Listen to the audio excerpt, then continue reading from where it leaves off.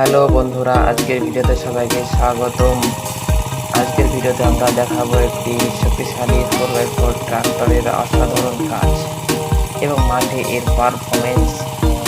ছোট আকারের হলেও এই মিনি ট্রাক্টরটি কৃষিকাজে দারুণ কার্যকর এবং শক্তিশালী। যারা কম খরচে আধুনিক কৃষিকাজ করতে চান তাদের জন্য এই ট্রাক্টর একটি চমৎকার বিকল্প। এর পুরোপুরি সিস্টেম থাকার কারণে কাদা ভেজা জমি কিংবা অসমতল মাটিতেও এটি সহজভাবে কাজ করতে পারে।